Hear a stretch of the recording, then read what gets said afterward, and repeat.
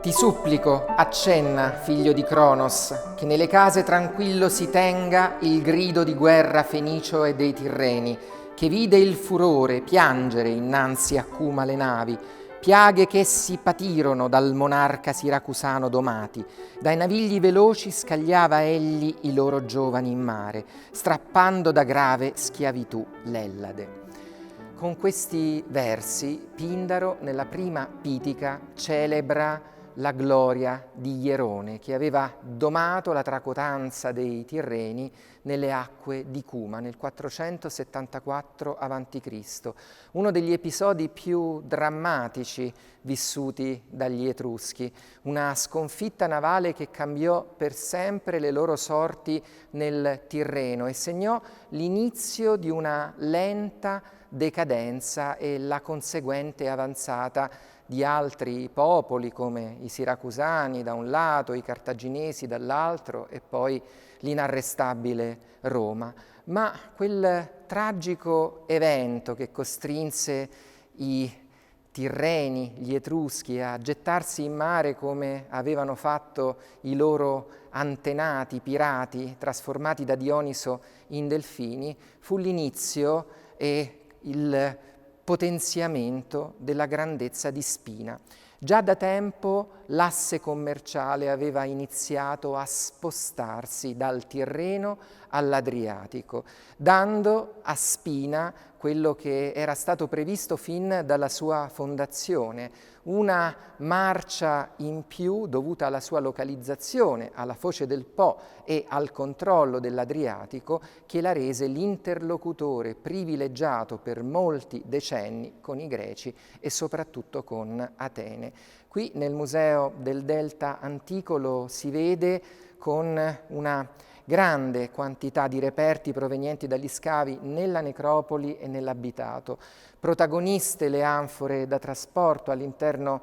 delle quali viaggiavano merci pregiate in entrata e in uscita, olio e vino in particolare, quel vino di cui gli Etruschi non sapevano privarsi e che era caro ai greci. Le altre risorse importanti in questo quadro politico, economico, militare erano costituite dalle risorse minerarie di cui era ricca l'Etruria propria, l'area intorno a Populonia, Vetulonia, l'isola d'Elba, dove oggi c'è Piombino dal nome che evoca quei metalli, quel ferro, quel piombo, quello stagno, il rame, anche quello della Sardegna, che sono qui visualizzati in questa vetrina da scorie di lavorazione che mostrano quanta importanza doveva avere sul posto lo smistamento della materia prima anche in forma grezza. Ma gli Etruschi di Spina erano abili anche nella lavorazione della ceramica, la loro argilla tuttavia non era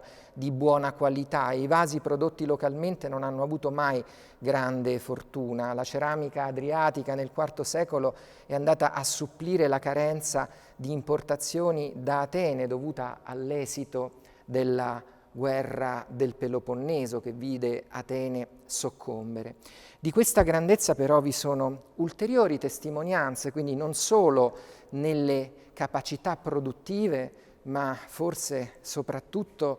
in quella ricchezza che la pianura padana ha sempre avuto e continua a avere. Terreni fertili, sterminati, i greci non avevano nulla di simile. Polibio ricordava nel II secolo a.C. che per comprendere la grandezza degli Etruschi bisognava pensare alle pianure che un tempo essi avevano dominato, quella campana intorno a Capua e quella padana intorno a Felsina e ben controllata da Spina e dal fiume Po che costituiva il punto di raccolta di tutti questi materiali. In questo grande d'olio dovevano essere contenuti quei cereali che erano fondamentali per la sopravvivenza della stessa Atene, la cui crescita demografica poteva essere sostenuta solo grazie a grandi quantità di grano. Lo stesso varrà anche per Roma, che dipenderà per lungo tempo dal grano della Sicilia prima e poi da quello dell'Egitto. Il grano veniva trasformato anche in farina sul posto, ci sono macine a tramoggia realizzate in pietra che ci mostrano le attività che ruotavano intorno a questi oggetti che oggi paiono senza vita ma che hanno visto pulsare la vita di molte persone intorno a loro. Ebbero poi buona fortuna, molto più che tutti gli altri abitanti delle coste ioniche, affermandosi per molto tempo come i più potenti sul mare e furono in grado di portare al santuario di Delfi decime splendide quant'altre mai, ricavate dalle loro attività marinare. Essi furono poi combattuti con grandi schieramenti di forze dai barbari che abitavano nelle zone e furono costretti ad abbandonare la città. Questi barbari, a loro volta, furono in tempi successivi scacciati dai Romani. Così dunque scomparve la stirpe dei Pelasgi che si era stanziata a Spina.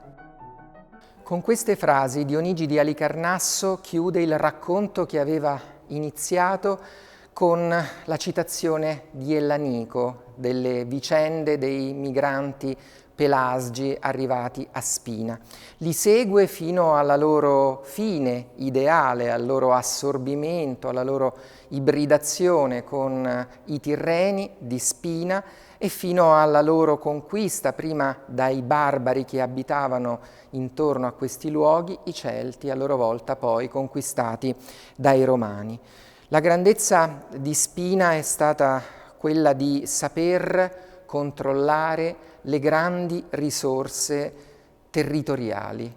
le grandi potenzialità di un fiume che cambiava repentinamente il suo corso, ma che gli Etruschi hanno dimostrato per diversi secoli di essere in grado di domare, e quelle di aver controllato un grande mare, quello Adriatico, che gli consentì di dialogare con il partner ateniese finché Atene ha mantenuto la sua importanza nell'Egeo, fino a che lo scontro fratricida con Sparta, la guerra del Peloponneso, ha finito per logorare entrambe. Un po' quello che è accaduto anche alla città dell'Etruria propria, città-stato, spesso in competizione tra loro,